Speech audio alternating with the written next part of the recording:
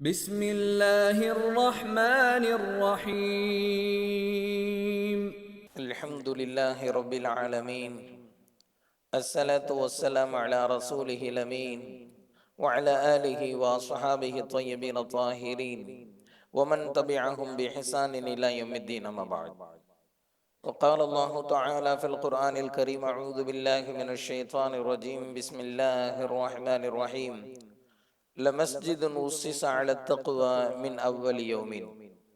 وقال رسول الله صلى الله عليه وسلم: إنما الأعمال بالنيات. صدق الله وصدق رسول الله صلى الله عليه وسلم. பேரன்பும் பெரும் கருணையும் கொடிமிக்க பேருபகாரி அல்லாஹ்விற்கே கோடான கோடி புகழ். நபிகள் நாயகம் முஹம்மது ரசூலுல்லாஹ் ஸல்லல்லாஹு அலைஹி வஸல்லம் அவர்களின் மீதும், அவர்களை பின்பற்றி வாழ்ந்த சகாபாக்கள், தாபிஈன்கள், தபஅ தாபிஈன்கள், உலமாக்கள், ஷுஹதாக்கள், சாலிஹீன்கள், இங்கு அமர்ந்திருக்கிற நம் அனைவரின் மீதும் அல்லாஹ்வின் அன்பும் அருளும் என்றென்றும் நிறைவாக உண்டாவதாக. அல்லாஹ்வின் கிருபையால் அவனுடைய பொருத்தத்தை நாடியவர்களாக அவனுடைய மாளிகையில் இஅ்திகாஃப் நிய்யத்தோடு அமர்ந்திருக்கிற மார்க்க நண்பர்களே, அல்லாஹு ஜல்ல ஷானஹு தஆலா எந்த நல்ல விஷயங்களை தங்களுடைய வாழ்க்கையில் ஏற்று நடக்கும்படி கட்டளையிட்டுள்ளானோ அந்த விஷயங்களை தங்களுடைய வாழ்க்கையில் ஏற்று நடக்கும்படியும், எந்த விஷயங்களை விட்டு விலகி இருக்கும்படி கட்டளையிட்டுள்ளானோ அந்த விஷயங்களை விட்டு விலகி இருக்கும்படியும் எனக்கும் உங்களுக்கும் தக்வாவை கொண்டு, இறை எச்சத்தை கொண்டு நசீஹத்து செய்தவனாக எனது உரையை ஆரம்பம் செய்கிறேன். அல்லாஹு ஜல்ல ஷானஹு தஆலா இந்த மக்களுக்கு வழிகாட்டுவதற்காக வேண்டி நபி ஸல்லல்லாஹு அலைஹி வஸல்லம் அவர்களை அனுப்பினார். மிகப்பெரிய போராட்டத்திற்கு நடுவே நபி ஸல்லல்லாஹு அலைஹி வஸல்லம் அவர்கள் தன்னுடைய நுபுவத்து பணியை செய்தார்கள்.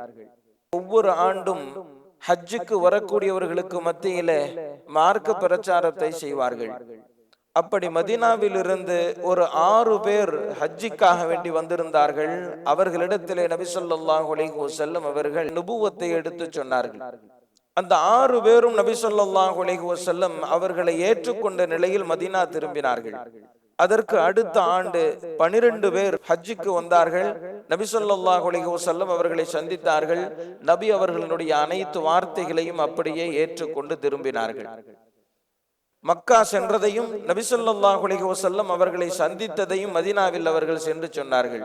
அதற்கு அடுத்த ஆண்டு 70 பேர் மதீனாவில் இருந்து ஹஜ்ஜுக்கு வந்தார்கள். நபி ஸல்லல்லாஹு அலைஹி வஸல்லம் அவர்களை சந்தித்து அவர்களை முழுமையாக ஏற்றுக்கொண்டார்கள். ஏற்றுக்கொண்டுதான் நபி ஸல்லல்லாஹு அலைஹி வஸல்லம் அவர்களிடத்திலே சொன்னார்கள்: யா ரசூலல்லாஹ், உங்களை இந்த மக்கள் ஏற்றுக்கொள்வதில்லை, உங்களுக்கு எல்லா வகையிலும் தொல்லை கொடுத்து கொண்டிருக்கிறார்கள், ஏன் நீங்கள் மதீனா வந்து விடக் கூடாது என்பதாக நபி ஸல்லல்லாஹு அலைஹி வஸல்லம் அவர்களுக்கு மதீனாவிற்கான அழைப்பை கொடுக்கிறார்கள். அப்போது நபி ஸல்லல்லாஹு அலைஹி வஸல்லம் அவர்கள் சொன்னார்கள்: நிச்சயம் வருவேன், ஆனால் அல்லாஹ் எப்போது உத்தரவு கொடுக்கிறானோ அதற்கு பிறகு வருவேன் என்பதாக நபி ஸல்லல்லாஹு அலைஹி வஸல்லம் அவர்கள் சொல்லி, அந்த மக்களுக்கு மார்க்கத்தை சொல்லி தருவதற்காக வேண்டி தன்னுடைய தோழர்களையும் சேர்த்து அனுப்பினார்கள். அவர்கள் மதீனாவிற்கு சென்று மார்க்கத்தை எடுத்து அந்த மக்களுக்கு சொன்னார்கள். எல்லா வீடுகளிலும் நபி ஸல்லல்லாஹு அலைஹி வஸல்லம் அவர்களினுடைய பேச்சுதான்.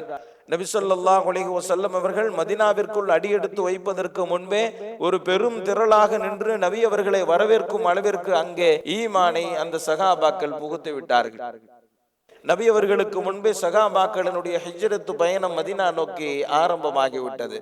ஒரு நாள் நபி ஸல்லல்லாஹு அலைஹி வஸல்லம் அவர்களுக்கும் ஹிஜ்ரத்து செய்வதற்கான கட்டளை வருகிறது. மிகப்பெரிய போராட்டங்களுக்கு நடுவே அந்த பயணம் நடக்கிறது. நபி அவர்கள் குபா என்கின்ற இடத்தை அடைகிறார்கள். அங்கே தங்குகிறார்கள். ஒரு மஸ்ஜிதை கட்டுகிறார்கள். நபி ஸல்லல்லாஹு அலைஹி வஸல்லம் அவர்கள் கட்டிய இந்த ஆரம்ப பள்ளி குறித்து அல்லாஹ்வே குர்ஆனிலே சொல்லுகிறான்: லமஸ்ஜிதுன் உஸ்ஸிஸ அலா தக்வா மின் அவ்வலி யௌமின். முதல் நாளிலேயே இறையச்சத்தின் மீது கட்டப்பட்ட பள்ளிவாசல் என்பதாக அல்லாஹ்வே சான்றிதழ் வழங்கினான்.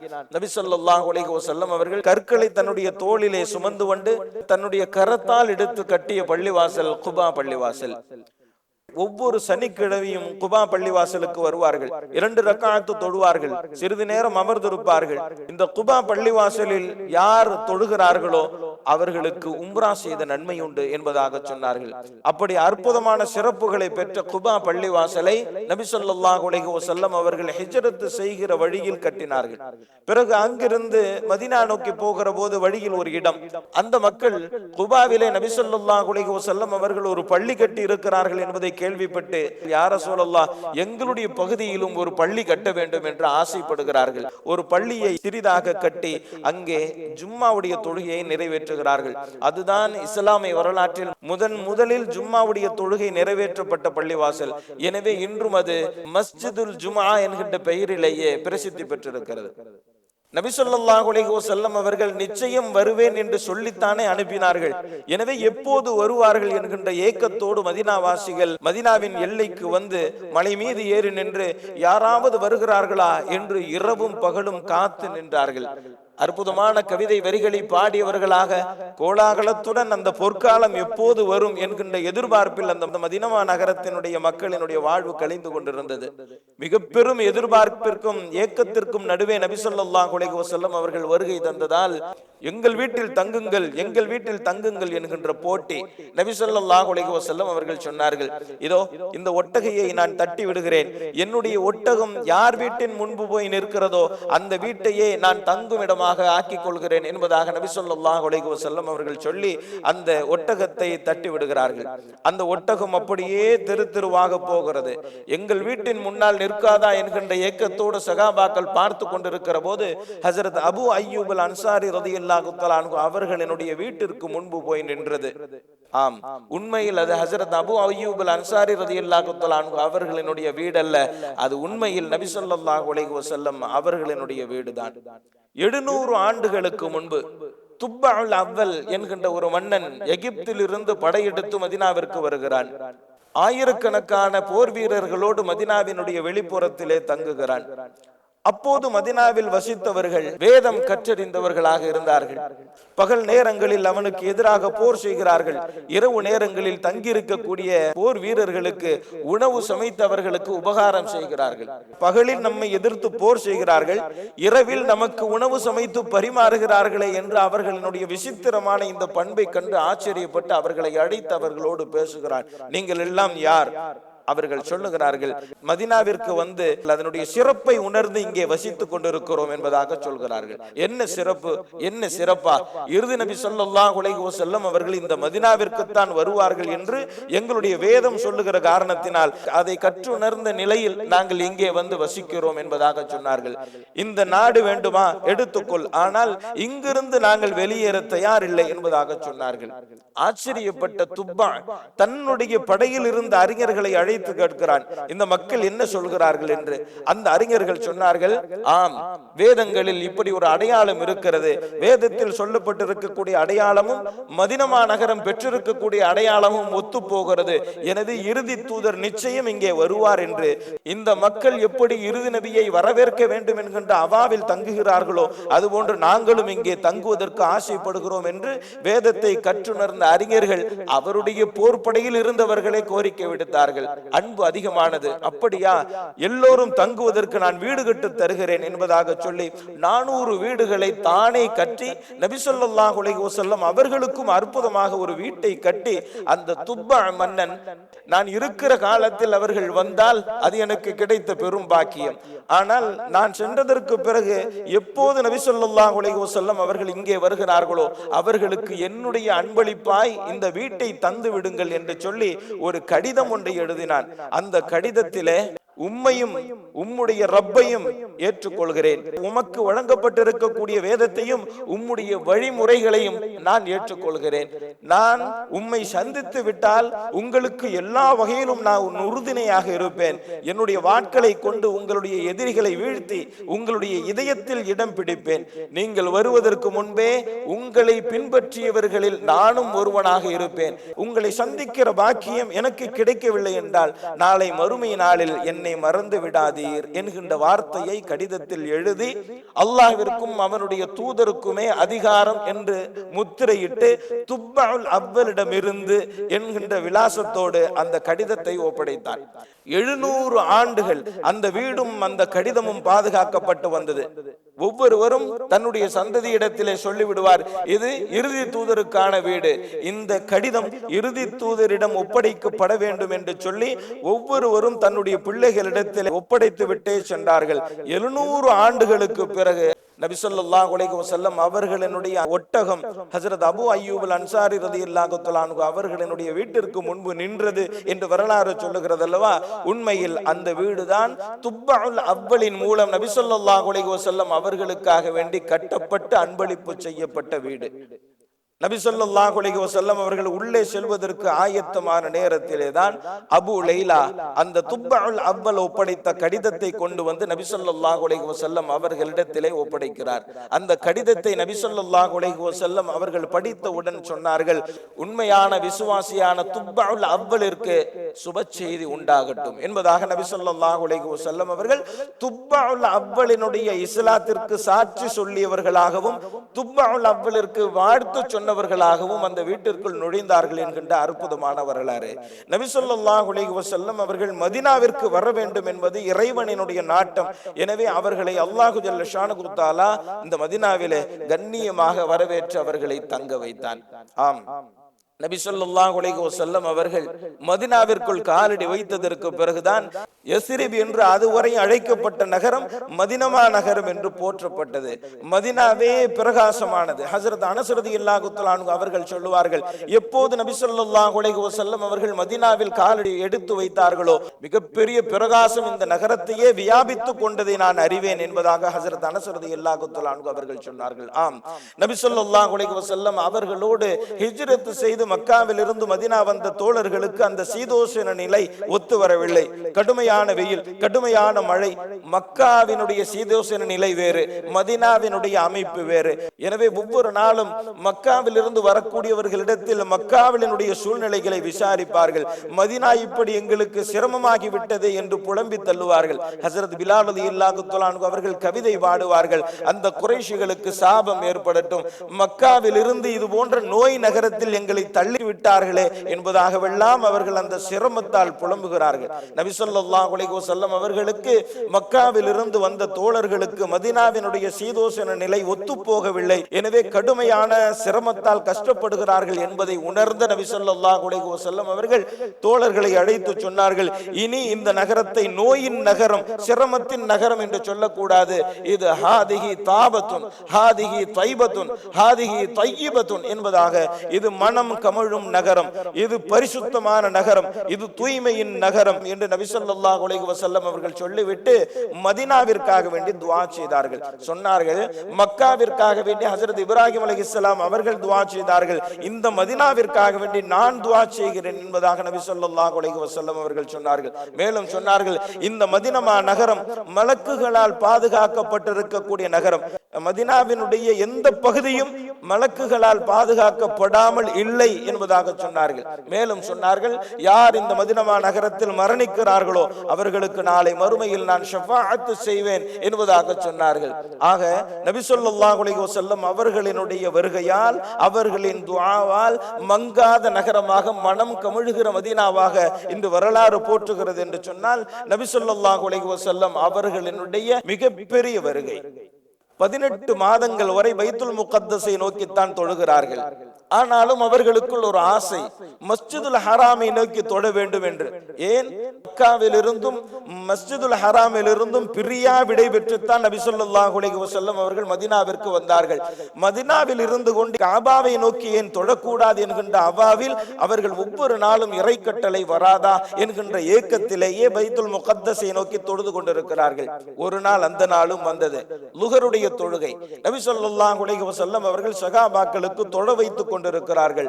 அல்லாஹு ஜல்ல ஷானஹு வ தஆலா நபி ஸல்லல்லாஹு அலைஹி வஸல்லம் அவர்களுக்கு வசனத்தை இறக்கினான். கத் நரா தகல்லுப வஜ்ஹிக ஃபிஸ் ஸமா ஃபலனுவல்லியன்னக கிப்லத்தன் தர்லாஹா ஃபவல்லி வஜ்ஹக ஷத்ரல் மஸ்ஜிதில் ஹராம்.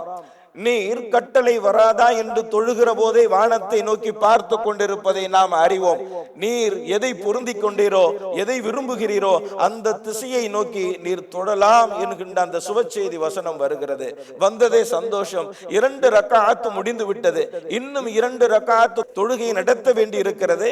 மதினாவிற்கு நேர் வடக்கே பைத்துல் முகத்தஸ் இருக்கிறது. மதினாவிற்கு நேர் தெற்கே மஸ்ஜிதுல் ஹராம் இருக்கிறது.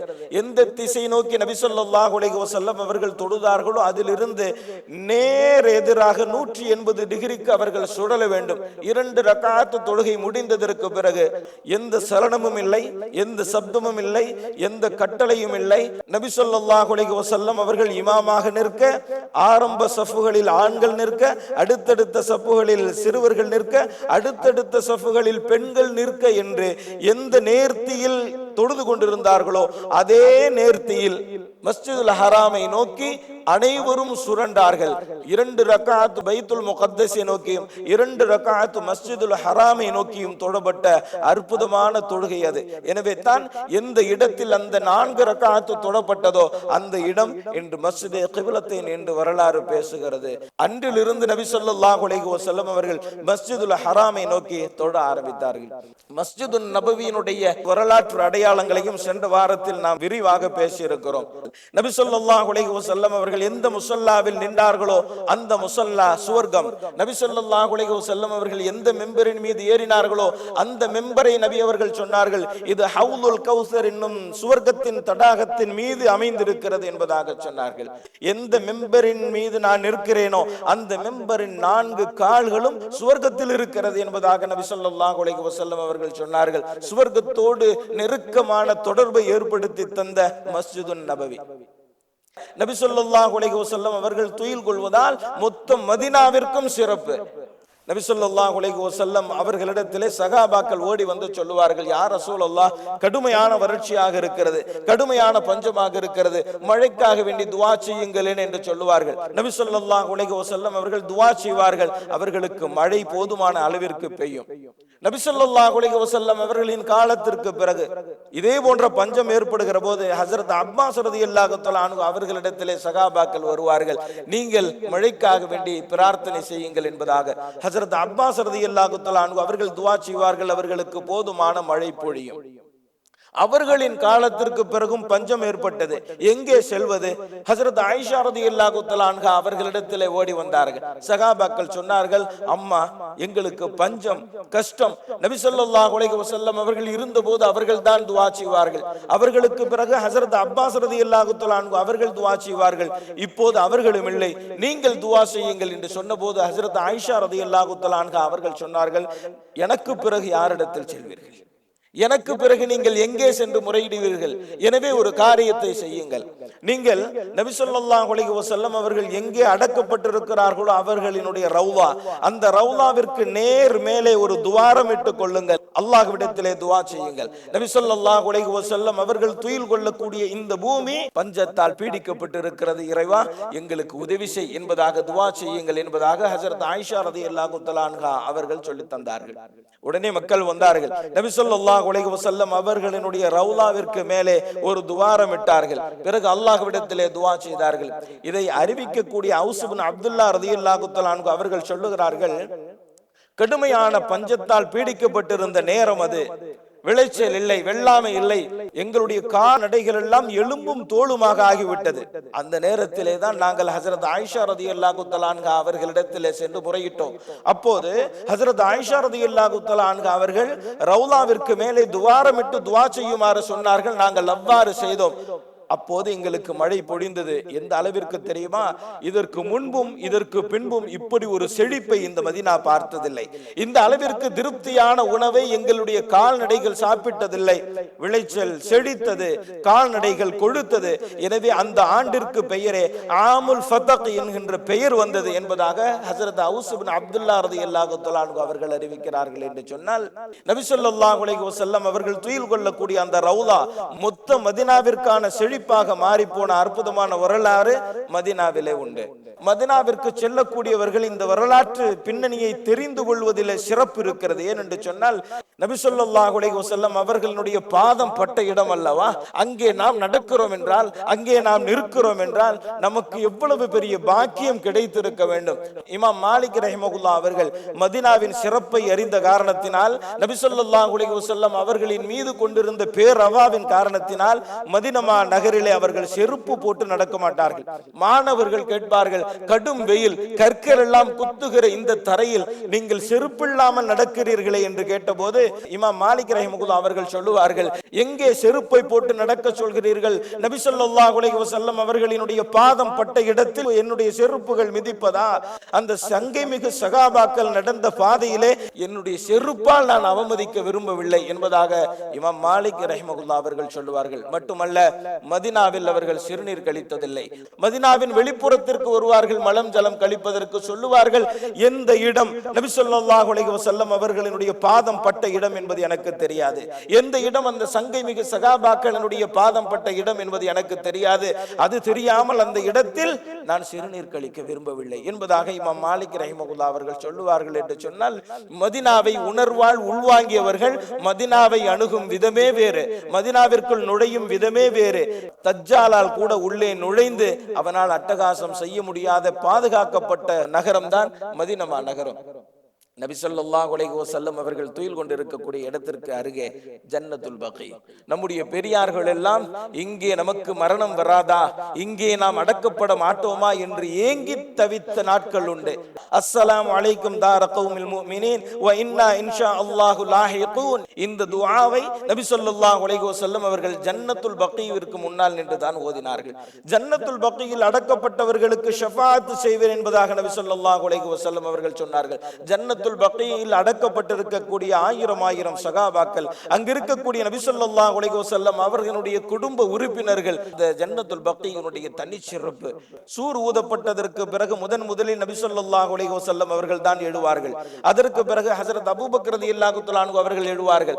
அதற்கு பிறகு ஹஜ்ரத் உமர் ரலியல்லாஹு தஆலா அன்ஹு அவர்கள் எழுவார்கள். அதற்கு பிறகு 70,000 பேர் ஜன்னத்துல் பகீயில் இருந்து எழுவார்கள். இந்த 70,000 பேர் தான் எந்த கேள்வி கணக்கும் இல்லாமல் சுவர்க்கத்திற்குள் நுழைவார்கள். இவர்களைத்தான் சொல்லுவார்கள், நாளை மறுமையினுடைய முதல் விருந்தாளிகள் ஜன்னத்துல் பகீயில் அடக்கப்பட்டிருக்கக்கூடிய 70,000 பேர் என்று வரலாறு சிறப்பிட்டு சொல்லுகிறது. என்று சொன்னால், மஸ்ஜிது நபவியோடு சேர்ந்து ஜன்னத்துல் பகீ இருக்கும் தனிச்சிறப்பு இருக்கிறது. காலையும் மாலையும் திறந்து வைக்கப்படுகிறது. அந்த சங்கை மிகு சகாபாக்கள் அடக்கப்பட்டிருக்கக்கூடிய நபி ஸல்லல்லாஹு அலைஹி வஸல்லம் அவர்களுடைய குடும்பத்தார்கள் துயில் கொள்ளக்கூடிய அந்த இடத்தை சென்று பார்க்கிற போதெல்லாம் நம்முடைய உடல் அப்படியே புல்லரிக்கும். பீர் அரீஷ் என்று அங்கு ஒரு கிணறு இருக்கிறது.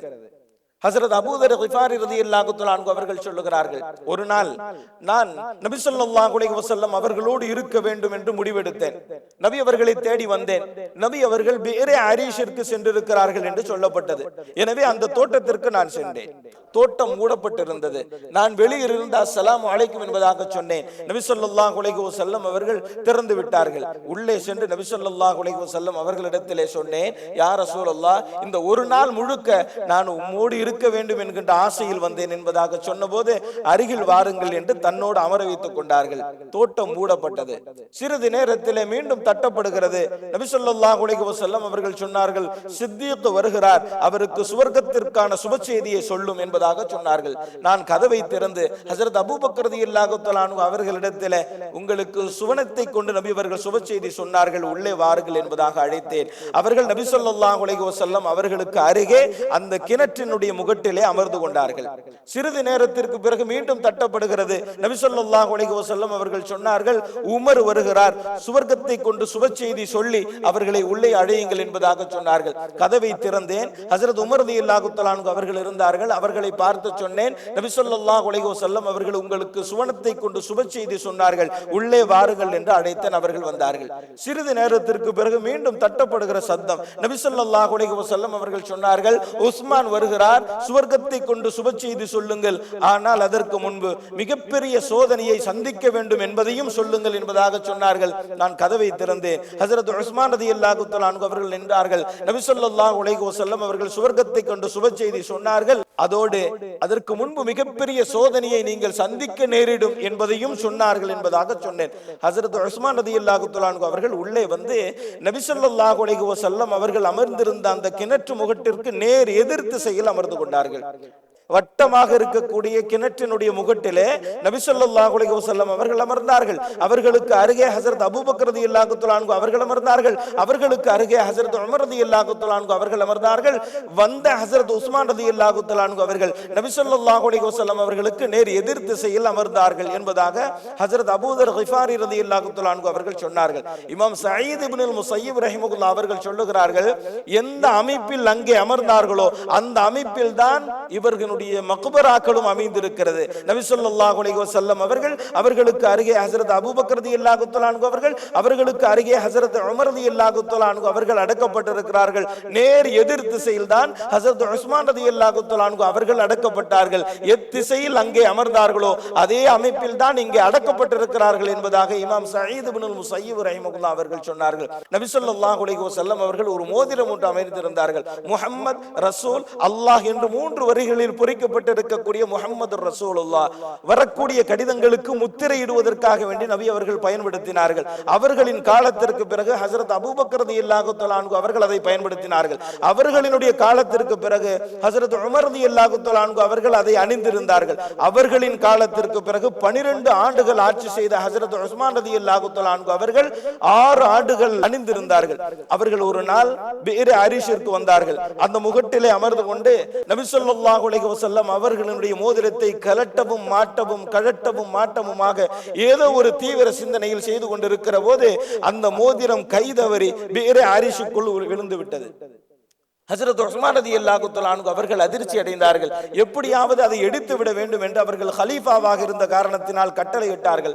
3 நாட்கள் முழு நீரும் அதிலிருந்து இறைக்கப்பட்டு தேடியும் அந்த மோதிரம் கிடைக்கவில்லை. வரலாறு சொல்லும், எந்த நாள் ஹஜ்ரத் உஸ்மான் ரலியல்லாஹு தஆலா அன்ஹு அவர்கள் அந்த மோதிரத்தை தொலைத்தார்களோ அதில் இருந்துதான் இந்த உம்மத்துக்கான மிகப்பெரிய ஃபித்னா ஆரம்பமானது. வரலாறு படித்தவர்களுக்கு தெரியும். ஹஜ்ரத் உஸ்மான் ரலியல்லாஹு தஆலா அன்ஹு அவர்களுடைய காலத்தில் ஏற்பட்ட குழப்பமும் சோதனையும் ஃபித்னாவும் எந்த நாள் அந்த மோதிரம் தொலைந்ததோ அது முதல் தான் ஆரம்பமானது என்பதாக சொல்லிவிட்டு அழகாக அறிஞர்கள் குறிப்பிடுவார்கள், நபி ஸல்லல்லாஹு அலைஹி வஸல்லம் அவர்களின் மோதிரத்தை தொலைத்து விட்டு சமூகம் மிகப்பெரிய சோதனைக்குள்ளாக்கப்பட்டு விட்டது என்று சொன்னால், நபி ஸல்லல்லாஹு அலைஹி வஸல்லம் அவர்களையே தொலைத்து விட்டால் இந்த சமூகம் தாங்காது என்பதாக சொல்லுவார்கள். அப்படி நபி ஸல்லல்லாஹு அலைஹி வஸல்லம் அவர்கள் நின்ற மிம்பரும் மிஹ்ராபும் இருக்கக்கூடிய மதீனா மட்டுமல்ல, நபி ஸல்லல்லாஹு அலைஹி வஸல்லம் அவர்கள் துயில் கொள்ளக்கூடிய மதீனா மட்டுமல்ல, நபி ஸல்லல்லாஹு அலைஹி வஸல்லம் அவர்கள் பயன்படுத்திய பொருட்கள் கூட அந்த மதீனா நகரத்திற்கு சிறப்பை சேர்க்கும் என்று சொன்னால், மதீனாவிற்குள் அடியெடுத்து வைக்கக்கூடிய பாக்கியம் பெற்றவர்கள் எந்த உணர்வோடு நுழைய வேண்டும் என்பதை நாம் புரிந்து கொள்ள வேண்டும். எதை புரிந்த நிலையில் உள்ளே செல்ல வேண்டுமோ அதை புரிந்த நிலையில் உள்ளே சென்று அந்த பாக்கியங்களை பெற்றவர்களாக திரும்பக்கூடிய தௌஃபீகை அல்லாஹ் நாம் அனைவருக்கும் வழங்குவானாக. வ ஆகிர் தஅவானா அல்ஹம்துலில்லாஹி ரப்பில் ஆலமீன். அஸ்ஸலாமு அலைக்கும் வரஹ்மத்துல்லாஹி வபரகாத்துஹு. ஹபீபல்லாஹ் ரசூலல்லாஹ் இமாமல் முர்சலீன்.